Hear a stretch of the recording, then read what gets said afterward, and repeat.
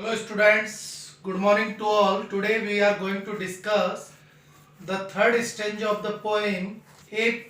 That is very important poem. That's why I am taking time to explain that. Today we will explain the third stanza. It is a very important stanza regarding the exam. If you can make one heap of all your winnings, कि यदि तुम अपनी जितने भी life में achievements तुमने gate किए हैं, जो भी तुम्हारे क्वालिटीज रही है, जो भी तुम्हारे अचीवमेंट्स रहे हैं, उन सभी अचीवमेंट्स का एक हीप बनाकर, एक ढेर बनाकर रखते हो and risk it on one turn pitch and toss. और जैसे कि कोई एक गेम होता है पिच एंड टॉस का, उसमें एक पर्सन लूज होता है, एक पर्सन को विक्ट्री गेट होता है, एक विन होता है, एक लूज होता है।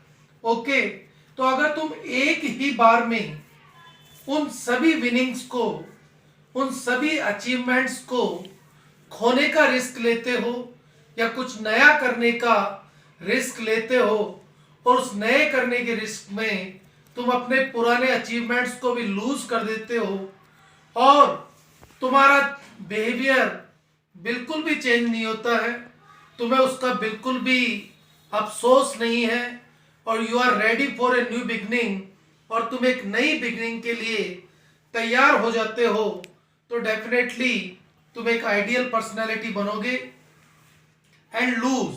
उसने कहा कि एक लाइफ में कुछ नया करने के लिए अगर तुम हम पुराने सारे अचीवमेंट्स को दाव पर लगा देते हो और उस दाव पर लगाने के रिस्क में तुम लूज हो जाते हो एंड स्टार्ट अगेन, और दोबारा से एक नई बिगनिंग, एक नई स्टार्टिंग तुम करते हो at your beginning and never breathe about a word about your loss.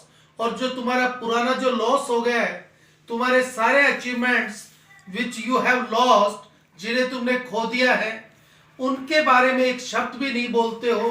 Don't express any kind of regret for that, उनके लिए किसी प्रकार का कोई रिग्रेट शो नहीं करते हो, तो definitely you are going to become an ideal personality in the world. If you can force your heart and nerve and sinew to serve you turn long after they are gone, कि जब जरूरत पड़े, जब आपको need हो, तो आप अपने हार्ट को, आपके नर्व को, आपकी नसों को और आपके सिनियों को, आपकी पेशियों को, इट मीन्स आप कह सकते हैं आपके मन को, आपका जो मन है और आपका जो बॉडी है, आपका जो हार्ड वर्क है, जब उसकी जरूरत पड़े तो तुम मन से और तन से, फिजिकली और मेंटली पूरी तरह से तैयार हो जाओ और एक नई बिगनिंग को स्टार्ट करो। और जो what ever you have lost in your life, जो भी तुमने अपनी लाइफ में लॉस्ट कर दिया है, गॉट दैट अगेन, उसे दोबारा प्राप्त कर लो, तो that will be very good for you and you will become an ideal personality. And so hold on when there is nothing in you, जब तुम्हारे पास कुछ नहीं बचे, जब तुम्हारे पास कुछ नहीं हो, accept the will, सिवाय इच्छा शक्ति के, accept the will power which says to them, जो आपके मन को और आपकी बॉडी को कह सके कि होल्ड ऑन, लगे रहो, आगे बढ़ते रहो, till you achieve your target of the life, तब तक जब तक कि तुम अपने लाइफ के टारगेट को पूरा नहीं करते हो।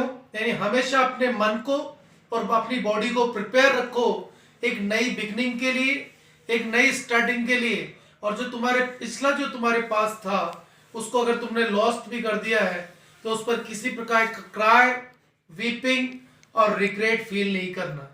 ये third stanza we have discussed today. All of you will read out that, okay, and try to understand that. That's all for today. Have a nice